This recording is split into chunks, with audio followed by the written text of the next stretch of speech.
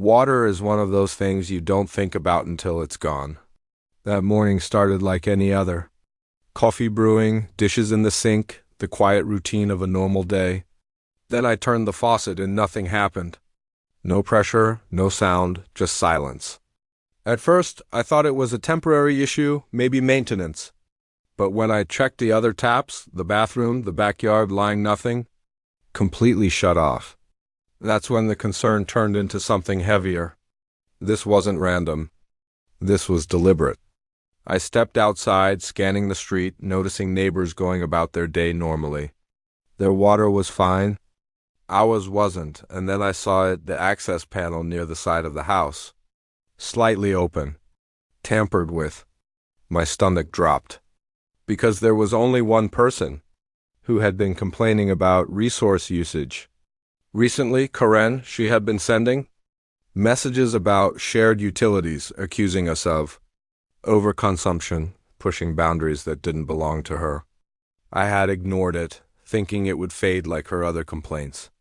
It didn't, and now, standing there with no water running in my own home, it was clear she had taken things further than anyone expected.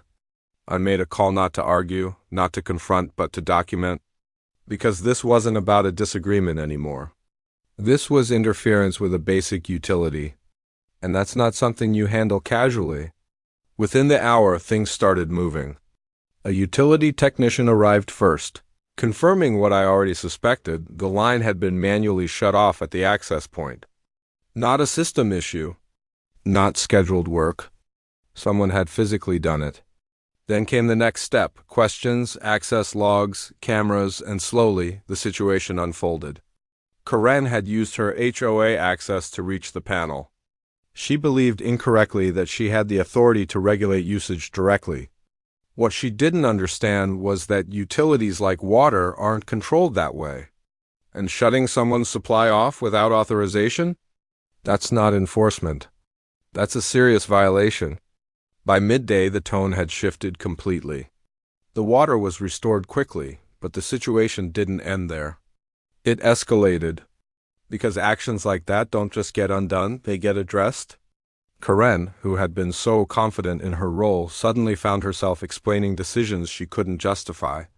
The HOA distanced itself immediately, clarifying policies, issuing notices, making it very clear that no individual has the authority to interfere with essential services. The confidence she carried disappeared just as fast as it had come, and in its place silence, the kind that follows when someone realizes they've gone too far. Over the next few days, things returned to normal on the surface. The water ran. The house felt like home again, but something had changed underneath it all. Boundaries were clearer. Lines were reinforced. And Karen? She stopped involving herself entirely. No more emails. No more complaints. Just distance. A few evenings later, I stood at the sink, turning on the tap, watching the water flow like it always had: simple, expected, essential, and as I stood there, I realized something important. Karen thought she was controlling a resource, but what she actually did was interfere with something no one has the right to control like that. And when you cross that kind of line, it doesn't just backfire. It corrects itself in a way you don't forget.